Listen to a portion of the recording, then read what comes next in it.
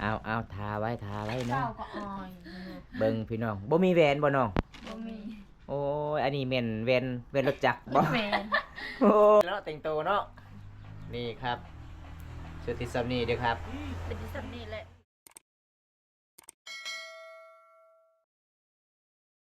ไปเบิ่งตามประเพณีของชนเผ่าโตยมันเป็นแนวใดพี่น้องไปส่องนางพี่น้อง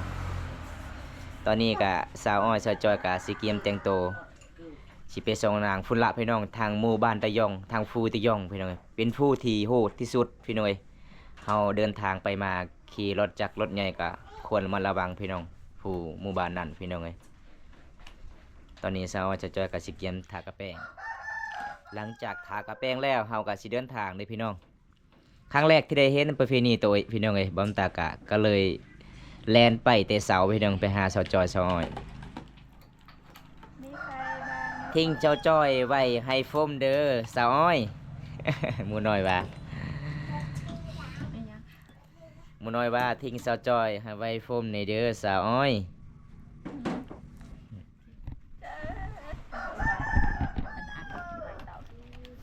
เป็นยังไงสาวจอย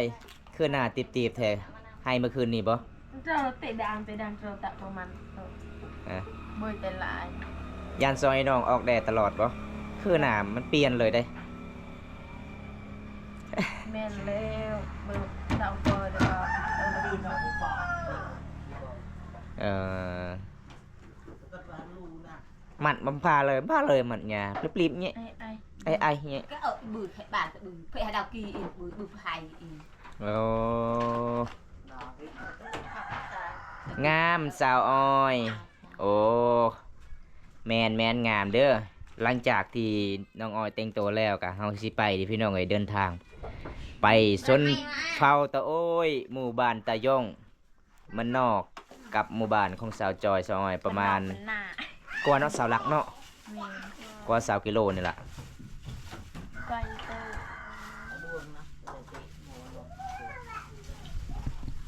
มีใครบ้างไม่ทราบผู้ไหนผู้ใดเอาผัวเอสาวแอโอ้ลาอายุจักปีเลย15 ปีโอ้15 ปีเอาผัวติน้อยเนาะchủ nhon พาไปป่วยนั้นนี่ยังไปป่วยไปตาม ไปนำบ่ไปนำสาวแอส่วนสาวแอเขาเจ้าคอมื้อนั้นเขาเจ้าเอามือเลยขอเมื่อวันจันทร์เพราะว่าชาวบ้านกับพ่อแม่ก็ไปตำลังบัดนี้โดยโอ้พี่น้องประเพณีมันแปลกเลยพี่น้องเอ้ยเวลาไปคอนี่เอามือเลยพี่น้องเอ้ยมันบ่คือทางหมู่บ้านของบอมตานี่เวลาไปคอแล้วต้องไปส่งทางหมู่บ้านนี่พี่น้องเจ้าสาวไปทางหมู่บ้านเลยอันนี้เจ้าสาวไปก่อนหมู่บ้านไปตำลังแปลกเลยพี่น้องเอ้ยแนะนำครับสาวจอยเวลาสิวออกอย่าฟลึ่งนีดรอมันซุกคอยนีดมันจะบ่มีรอยริ้วรอยโอ้ครับเห็นบ่หมูน้อยว่านี่มาละเวลาเป็นสีบ่ต้องบีบให้มันสุกก่อนจึงบีบออกคันทาเฮาบีบกำลังสิเป็นมันสิเป็นห้อยได้เห็นบ่สาวอ้อยก็เริ่มสีดำแล้วพี่น้อง บีบสิวตลอดแต่กะโอ้ยเด็กจิกจ้ะ cái tăng là của pan ซองไอ้น้องกะมัดทุนี้บ่กระแปงบ่เบิ่งเท้าผิวซอย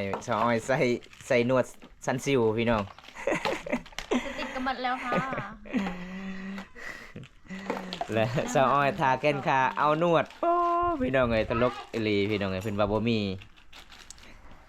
มันทาผิวแล้วทาโฟมไปคอสาวจอยแล้วครับจะอยู่ไทยหรืออยู่ลาวฮะสาวจอยอยู่ลาวก็ได้อยู่ไทยก็ได้อยู่ลาวก็ได้อยู่ไทยก็ได้เนาะโอ้อยู่ใส่ก็ได้เด้อหมู่น้อยสาวจอยเว้าอยู่ใส่ก็ได้มาข้อได้เลยเอากลมมุก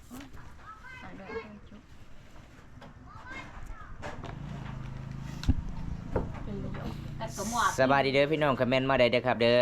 บรรยากาศยามเช้าๆครับผม มา เตะเก่า อีแม่สิสิ้นสิรุดแล้ว อีแม่ก็สิเกียมไปดองพี่น้องเอ้ย ตัดชาตะอยอดชา 40 ล้าน แมนบ่ค่าดองน้องจ้อยหมู่น้อยว่า 50 ล้านเด้อ 50 ล้านบ่ แม่น เพราะว่าหมู่น้อยบอกว่าถ้าหมู่น้อยอยากไปขอมื้อใดหมู่น้อยอยากซื้อให้น้องลังคาสังกะสีอันเด้เพิ่นให้ลดค่าดอง40 ล้าน ได้ ได้บ่ โดย ได้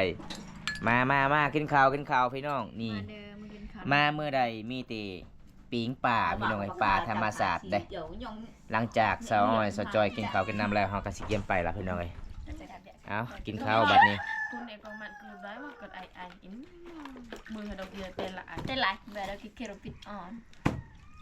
ยาเต็มเพียงพอบ่อยแต่ละแต่โอเคเป็นจักรบาทครับเงินไทยครับ โอ้เงินไทยก็ตกประมาณ 87,000นะครับ เป้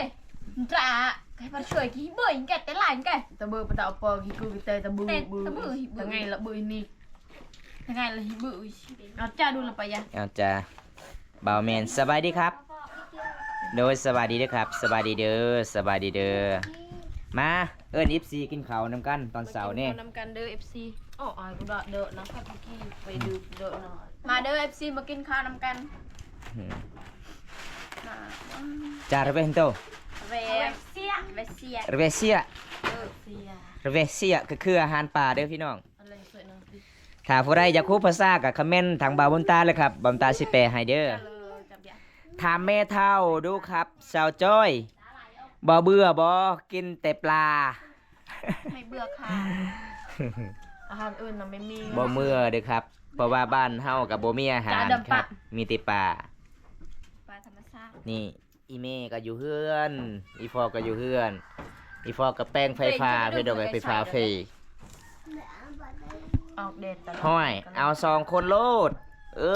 เอา2 คนโลดก็คือขะดอง100 ล้านกีบเด้อครับฝาแดงนางไอ้ายมาจะโดย เออเสียงคักเนาะ มีหยังแซมครับ มันมีอะน้ำมัน มีน้ำมัน มันปลา แสบลายบ่แสบแล้วเนาะอาหารธรรมศาสตร์บ้านเฮาเนาะ โดยเกิดกับโอตปลาดีปลาอุโมนาเลยดูเกลือถ่ายคลิปเกลือ บ่มีเงินบ่ครับบ่มีเงินหลายครับ โอ้โหหมูน้อย มาเด้อหมูน้อยจาเซียเด้อหมูน้อยจาเซียกินปลาเด้อหมูน้อย เอาหน้าแก้เป็น ปลาหยังปลาสกางบ่ จักเลยบ่ฮู้ ปลาสกางคือปลาปากปลาปากพี่น้องฟีลาเตมาแล้วทำไมไม่เอาน้องๆตัวเล็กมานั่งกินด้วยพ่อแม่ครอบครัวนั่งกินข้าวพร้อมหน้าพร้อมตากัน โอ้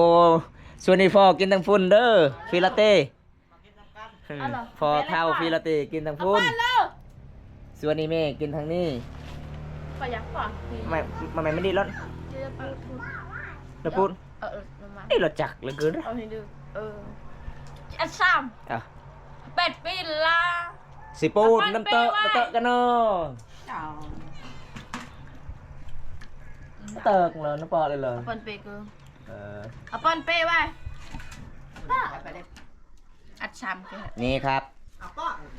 รถก็ไปเลยเด้อครับ ส่วนเฮายังกินข้าวครับรถไปแล้วพี่น้องเฮาไปตำล่างพี่น้องเลยเพราะว่ามื้อนี้เฮากะ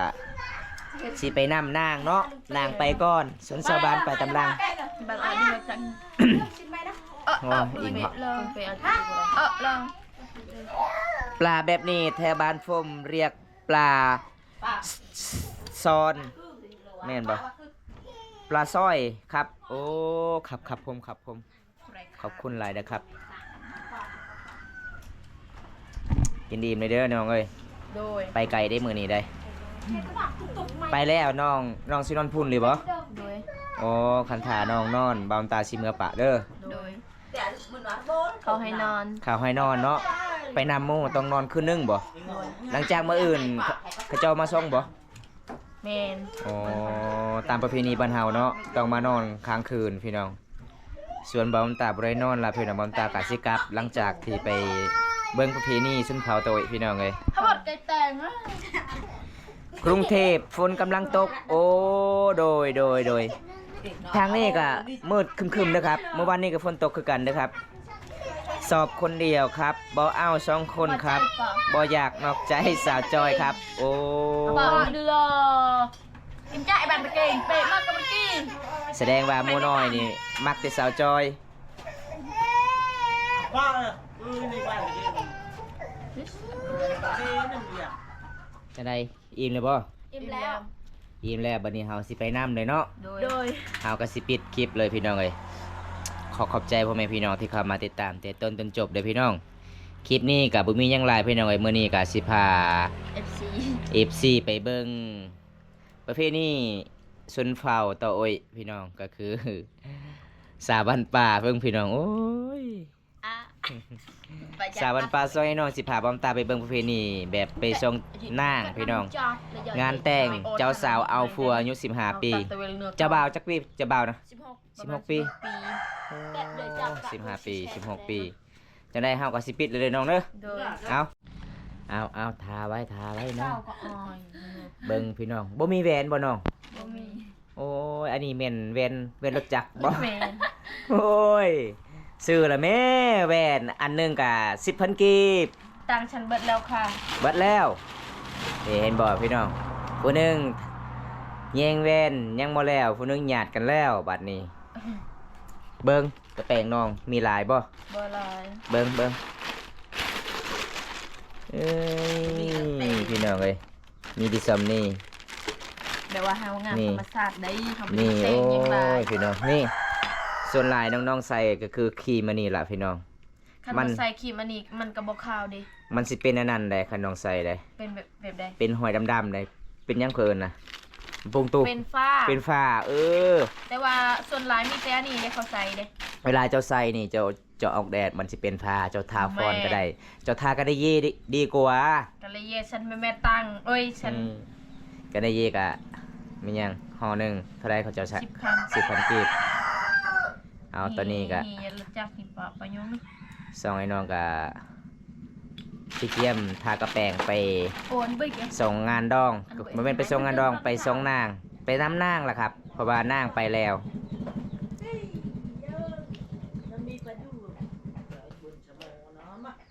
เจอ แล้วบ่ แล้วค่ะ อืมสุดงามเลยบ่บัดนี้ สุดในสำนีแล้ว ชุดติดซัมนี่แล้วเนาะแต่งตัวเนาะนี่ครับชุดติดซัมนี่เด้อครับ เป็นที่สำนีแหละบ่มีหยังหลายนั่นแต่ เป็นหยังอีก น้ำหอม อาโกยพี่น้อง นำอบเสือเบิ้งพี่น้อง นี่น้องๆกับบ่ได้อบแบบเวลาซักน้องๆกับทาเป็นนี่เลยเด้อพี่น้องเลยเป็นหยังคือเป็นหยังคือทาแบบนี้ มันนี่หอมเลย โอ้ยอันนี้แม่น อ้อยนั่นล่ะ ไรงอกชายเอ๊ะจะไปอัน น่ะ น้ำอันนี้แม่นน้ำที่เขาเจ้าเวลาซักเครื่องอะไรก็เจ้าอบใส่ แม่นแต่ว่าน้องอยากใส่มันเปื้องใส่อยู่เครื่องน่ะมันบ่หอมเด้ ใส่แบบนี้มันคิวได้ บ่ บ่มีสเปรย์สีดบ่ บ่ ได้ได้บ่สเปรย์บ่ อยากได้ เอิ้นป้าช่วยบ่ เจ็ดอ้อยสวกติวจะแล้ว ปลาคือสีหอมคักเลยเนาะจะนอนนี่ผู้บ่าวทางตัวติดใจเลยแหละ บ่ ผู้สาวทาง เด็ดเลย จุดซุ่มตาอะไรมาโอ้เพราะว่า กระบะนั่นล่ะนี่ไปเด้ออันยังฮะไปเด้ออันจอมาเด้อไม่ก็จ้อง เหมือนเราไปก็ล่ะ สิผิดกันแล้วพี่น้องเลยเบิ่งนี่พี่น้องสีหยาดกันใส่มันทาผิวพี่น้อง นี่ ทาฟอนนี่ดีกว่า กลางเว้นเราใส่พรดิกลางคืนเขาใส่น้ำอันนั้นดิขอบใจที่เขามาคิดว่าที่เขามาติดตามรับชมในคลิปนี้ คลิปนี้ก็บ่มีหยังไรเฮาสิจบคลิปไว้สำหรับว่าเฮาสิไปดองบานตะยงสิไปนำเจ้าสาว บ่แม่นไปดอง ไปส่งนาง ไปส่งนาง ไว้คลิปหน้าพอกันใหม่เด้อ ยังไวกินนะ แต่ภายในจอดยมไว้คลิป เอาหน่าอ้อยเว้าดีๆแล้วไหม FC สิเบิ่งไลน์นี่ อีมาเห็นไปขอขอบใจเฮาก็สิปิดไลฟ์สดละเด้อตอนนี้เฮาสิปิดไลฟ์สดละเด้อตอนนี้เฮาสิไปส่งนางไปส่งเจ้า ขอกล่าวคำว่าสบายดี ขอกล่าวคำว่าสบายดีบ๊ายบายอะไรให้ในตะกอกย่อหรือโยไม่ได้ เอาพี่น้องคลิปนี้ก็บ่มีหยังหลายพี่น้องเอ้ยมื้อนี้มันเฮาก็สิไปเบิ่งตามประเพณีที่12ของ14ชนเผ่าตะโอยพี่น้องก็คือไปส่งนางแบบนางก็ไปแล้วเนาะจักมื้อแล้วนางไป ตั้งแต่เมื่อวันจันทร์นั่นเด็ก โอ้ประมาณที่นึงเลยเนาะเพราะว่ามื้อที่เจ้าไปขอก็เจ้าเอามื้อเลยบ่ บ่เขาไปเอาตำลัง ตำลังอีก โดย โอ้เพราะว่าชาวบ้านกับไปนำตำลังบัดนี้ โดย ตามประเพณี ไปนำตำลัง ตามประเพณีชนเผ่าตัวต้องแบบนี้พี่น้องบ่คือกันกับประเพณีชนเผ่ามังกรหมู่บ้านหมู่ตาพี่น้องเวลาไปข้อนี่ต้องไปทางหมู่บ้านเด้พี่น้องไปส่งเด้แต่ตอนนี้ก็มีแต่ชาวบ้านไปกินซื่อๆเนาะ เป็น ตามประเพณีที่12คน14ชนเผ่าตัวพี่น้องจังได๋ก็ปิดไว้ส่วนนี้ก่อนเด้อพี่น้องคลิปหน้าได้พอกันใหม่พี่น้องเอ้ยขอกล่าวคำว่า สบาย สบายดีเด้อพี่น้องบ๊ายบาย บ๊ายบาย